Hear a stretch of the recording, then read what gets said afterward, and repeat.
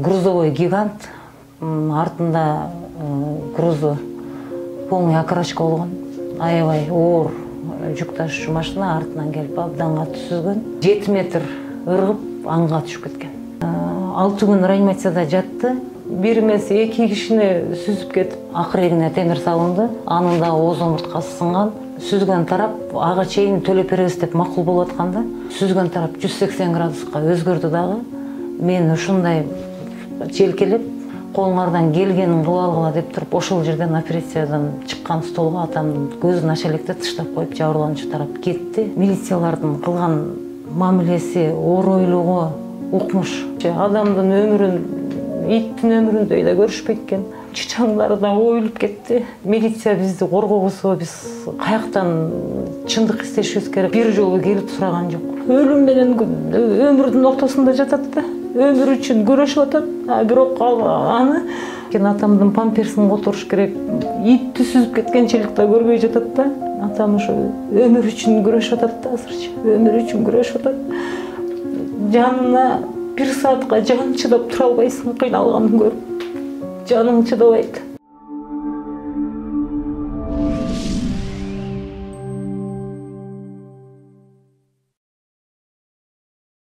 Салам биздин сүйүктүү көрөрмандар, бул Соло ТВ каналы. Бүгүнкү күндө дал ушул студиябызга чындыкты издеп жаткан Нурсан эжекебиз келген. Окуянын чоо жайын азыр эжекебиздин өз оозунан угсак. Саламатсызбы эжекем? Саламатсызбы. Дал ушул студиябызга куш келипсиз.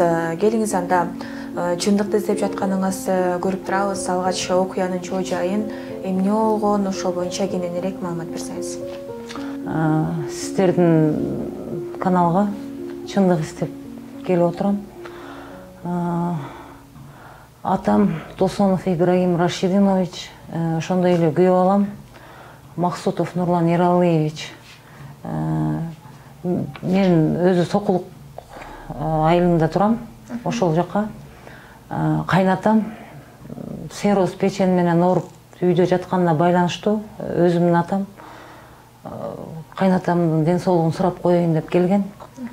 Келип анан 2-3 күн жанында туруп, кайра анан Ошту көздөй кетип баратып, Сусамырдан жүрүп бараткан машинасы, атам менен күйөө балам жүрүп бараткан машина помпасы бузулуп калганына байланыштуу обочинага жолдун жээгинде токтоп турушкан.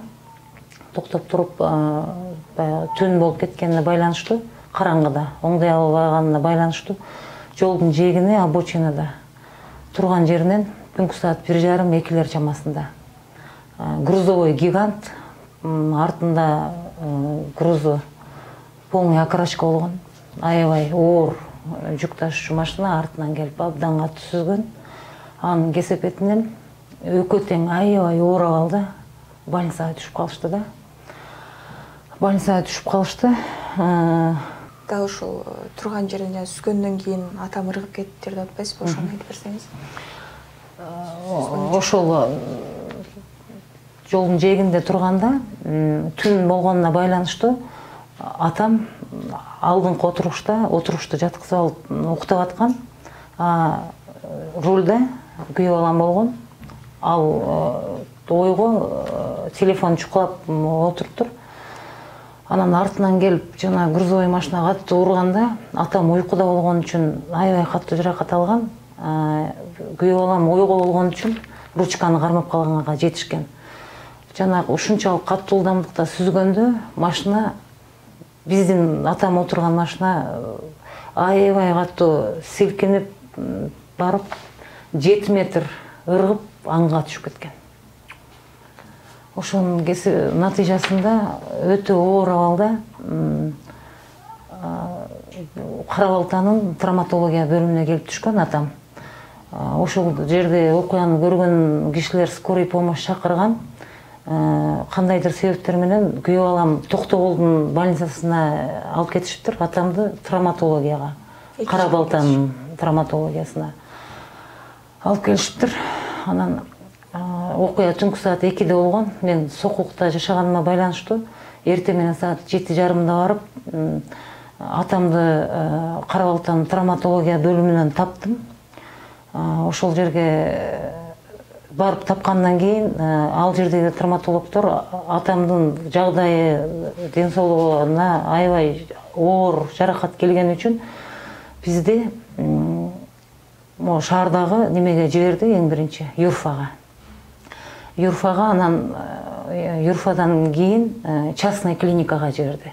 Мендибаев деген частный клиника бар екен. Аяққа жіберген себебі біздің гос больницаларда место жоқ деп түшүндүрүштү бизге себебин. Ал жерге келиш дагы бизге абдан азап болду. Ушундай оор состоянияда аварияга кабылган кишиге атайын спец машина чакырыш керек экен. Спец машина шаардан чакырдык, Бишкек шаарынан. Ал Кара-Балтага келди, атамды салып, Юрфага чейин алып келип берди. Ошол алып келип берген акысы 13.400 сом болду да. Бул биз үчүн аябай кыйын болду, кымбат. Биздин мамлекеттин тез жардам машиналары ушундай кезде кызмат көрсөтө албаган аябай мени өкүндүрдү. Анан Юрфага чейин келдик. Юрфага келгенде атамдын ички органдарын тартты, 6 органын. Ар бирөөсү 3000 сомдон экен, аякта абдан кымбат, карапайым адамдар үчүн ушундай оор болду. Анан ошол жерден Мендибаев клиникасына бардык. Ал жерде ГОСТун больницаларынан место табылганча 1,5 сутка ошол жерде жатып калды. Частный клиникаларда абдан кымбат экен, ал жагынан да кыйналдык, чынын айтканда. Анан ошол жерден бул жактагы профессор, врачтардын баарын чакырды частный клиникага. Ал жерге национальный госпиталдын врачы Бакытбек Асангазиевич деген врач барып атамды көрдү. Юрфанын синимактарын көрүп, тез арада чукул операция жасалыш керек болду. Атамдын 3 омурткасы сынган. Ошого байланыштуу алып келди, национальный госпиталга алып келип, сразу эле реанимация бөлүмүнө алып койду. Жагдайы абдан эле оор болду. Анан ал жерден 6 күн реанимацияда жатты. Операция жасалды, 3 омурткасына имплант салынды.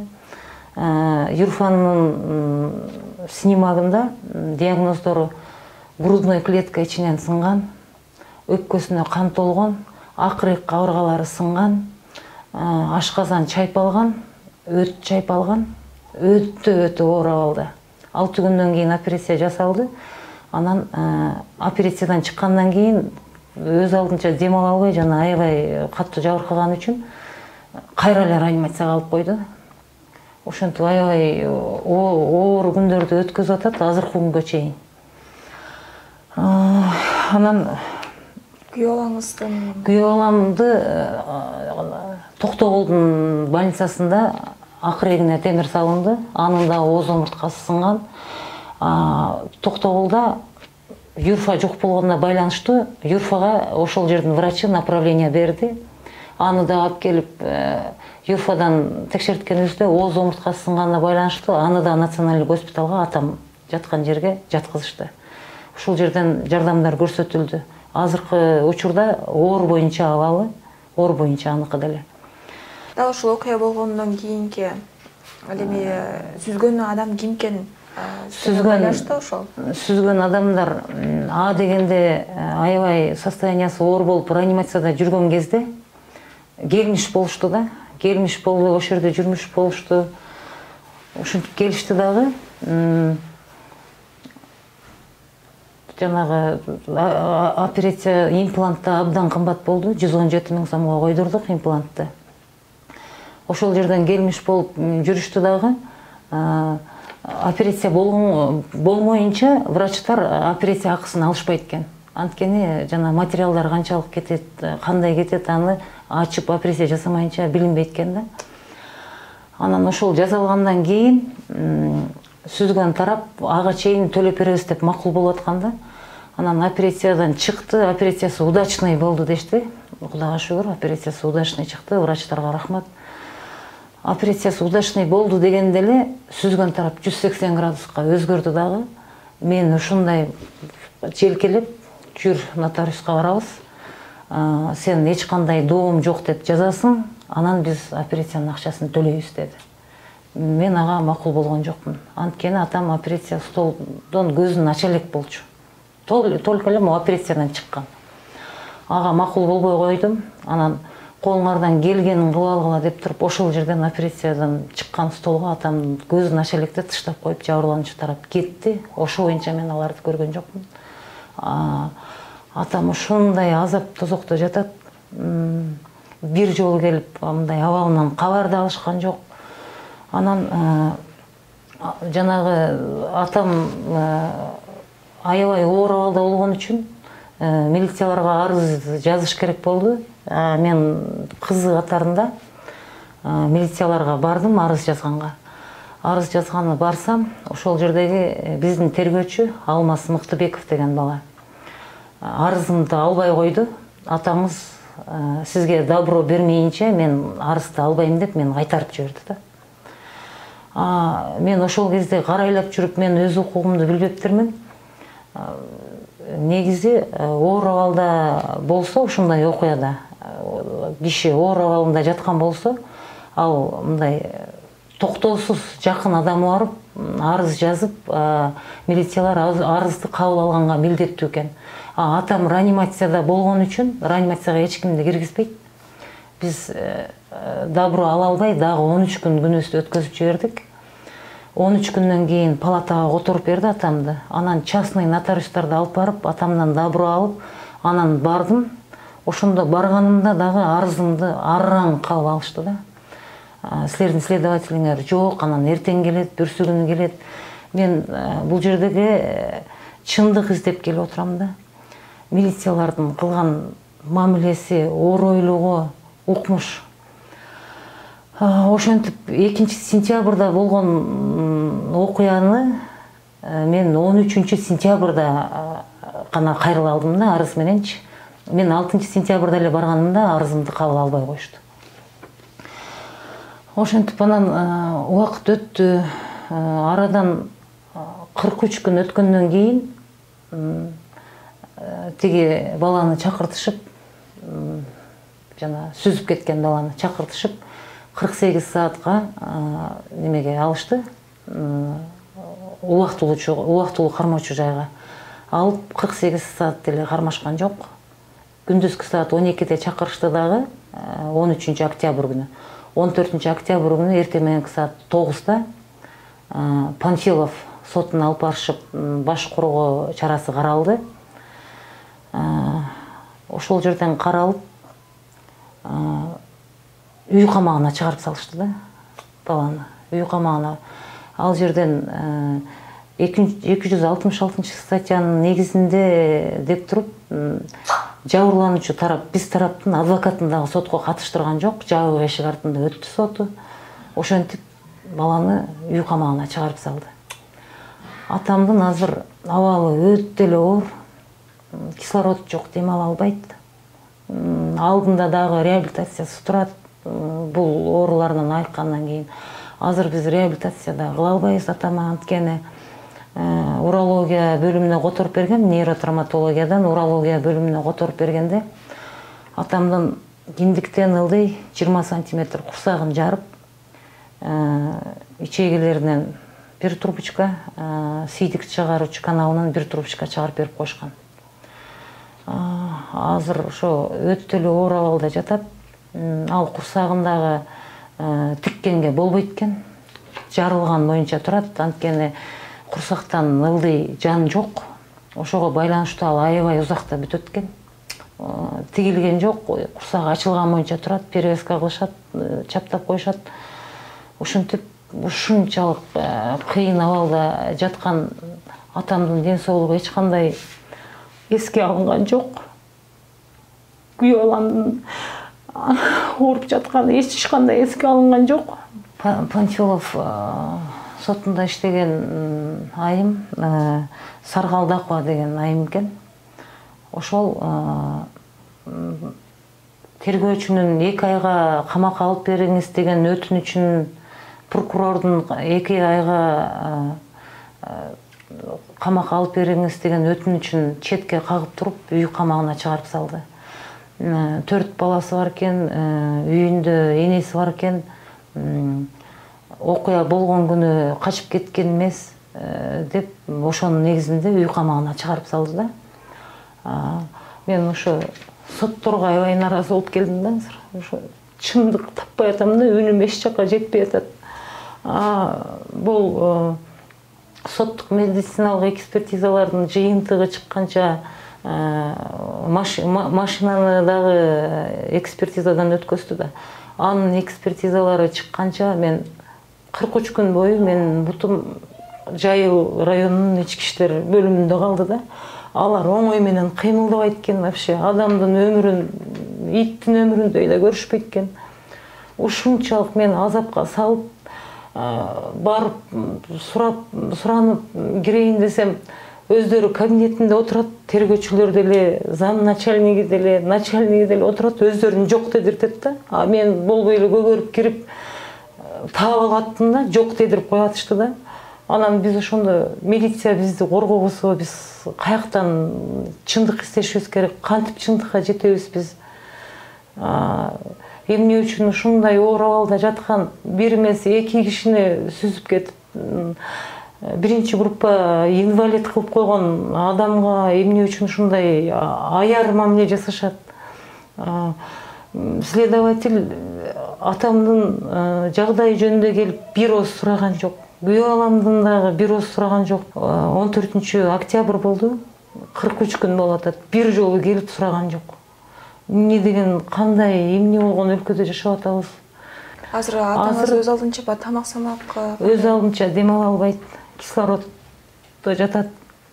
1-2 уртам суу ичет, 1 кашык шорпо ичсе ичет, болбосо иче албайт. Өз алдынча зара кыла албайт, өз алдынча чоңго бара албайт. 43 күндөн бери памперсте жата берип, чычаңдары да оюлуп кетти, жара болуп. Ушунчалык азапта атам ушу азыр өлүм менен өмүрдүн ортосунда жатат да. Өмүр үчүн күрөшүп атат. Бирок аны Панфилов сотунун айымы, сот такыр эске алган жок да. Бизде кылмыш кылгандарды, адамдын өмүрүнө ушундай оор жаракат келтиргендерди, ууруларды, ошолорду коргойт экен да биздин сотторчу. Ушунчалык чындыкка жете албай 43 күндөн бери үйдө биз 6 бир тууганбыз да, 5 кыз, 1 эркек. Анан баягы жашоо ушундай болуп атпайбы азыр? Атам менен энемди баккан ошол жалгыз иним болчу да. Москвада иштечү, эми мигрант болуп деле жыргаган киши мигрант болуп барбайт да бир жаккачы. 1 жылдан бери өзүнүн семьясын таштап коюп, ушул жашоонун айынан атам карыган, ата энемди багам деп ошол жакта жүргөн. Мен атамды карап жатайын десем, мен күчүм жетпейт экен, атамдын памперсин которуш керек, белин кыймылдатпай көтөрүп памперсин которуш керек да. Ага мен күчүм жетпейт. Мо билеттин кымбаттыгына карабай билет алып учуп келди. Азыр иним жанынан 1 мүнөткө да жыла албайт да. Мен болсо сырттан тамак ташыйм, дары ташыйм. Дарылар да абдан кымбат. Кээ бир издеген дарыларыбыз жок. Суткалап, 2 суткалап издеген күндөрүбүз болду, жок дарыларда. Сүзүп кеткен, тарап, итти сүзүп кеткенчелик да көрбөй жатат да.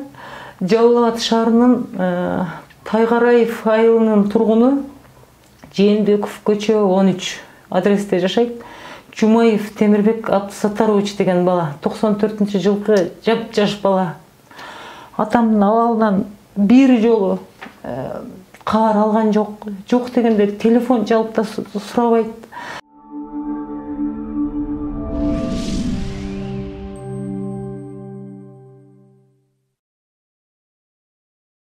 Эмнесине таянат.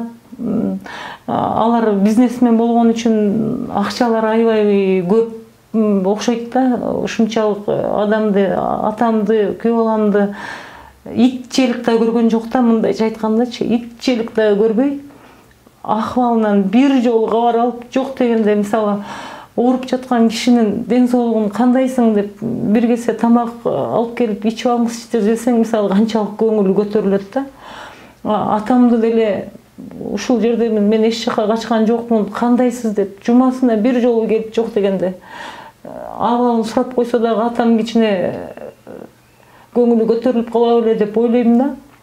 Атам ушундай үмүттүү көздөр менен карайт башылык. Ушунчалык үмүттүү көздөр менен карайт. 6 саны аман, аябай сонун ден соолугу мыкты, буга чейин эч качан ооруп больницага жатпай чуркап жүргөн киши кроватка, памперске таңылып жатып калганда ушунчалык стресс болот экен, депрессияга кирип баратат ужечи. Козголо албайт. Өз алдынча тамак иче албайт. Моунда мылды иштебейт, жүлүнү дагы катуу жабыркаган.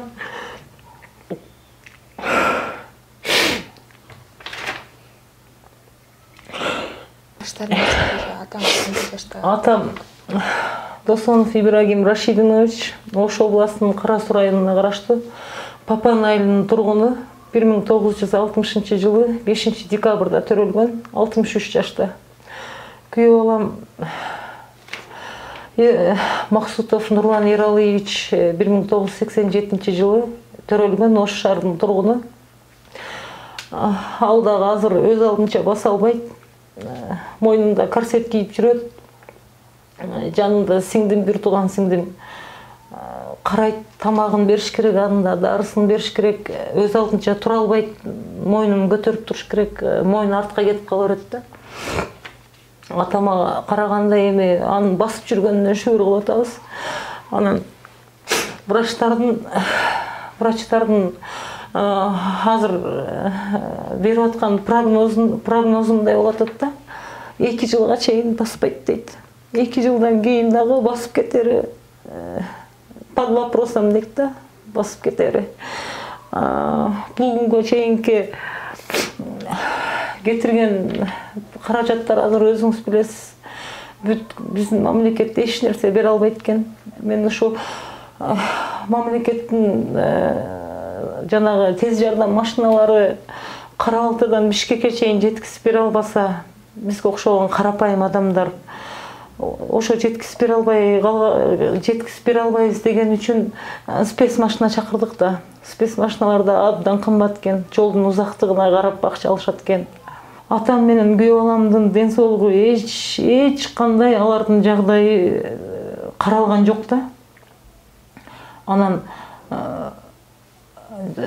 ал бала 6 саны аман, мисалы, Жумаев Темирбек Абдысаттарович атамды сүзүп кеткен бала, атам менен күйөө баламды сүзүп кеткен бала.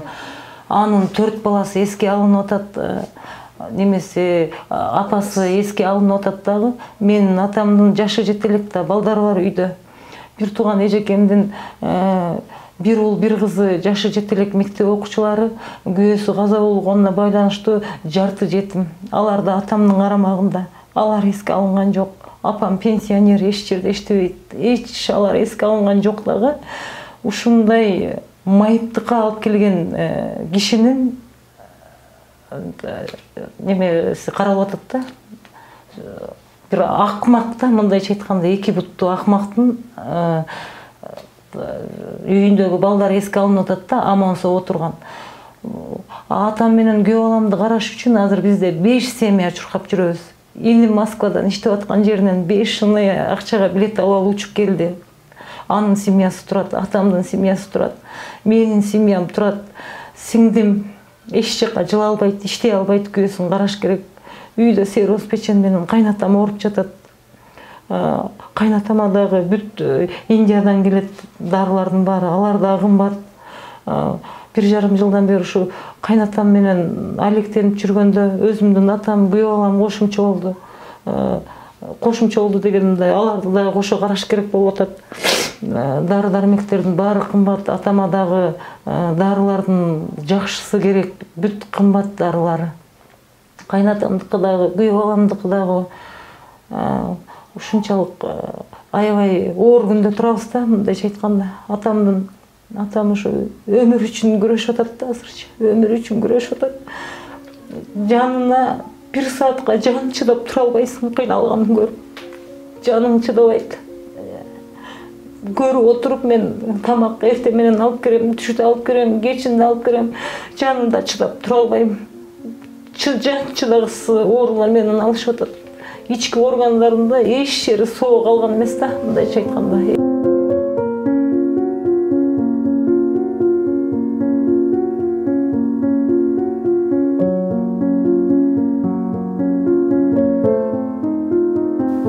Мен ошол бийлик өкүлдөрүнө кайрылып кетем. Биздин соттор ууруларды, кылмышкерлерди, адамды сүзүп кетип, инвалид кылып, төшөккө жаткызып, алынан бир жолу кабар албаган адамдарды укугун корубойбу? Кайсыл жактан барып, кимге кайрыларымды билбей атам. Чындыкты каяктан издейбиз? Бизге окшогон карапайым элдер чындыкка жетпей чыркырап жүрө беришеби? Эч жерге үнүмдү жеткизе албай жатам. Ушул сот органдарына кайрылат элем. Жакшылап күнөөлүү тарапты защита кылбай, бизге окшоп жабырланып чындык издеп жүргөн тарапка көңүл бөлүүлөрүн суранат элем.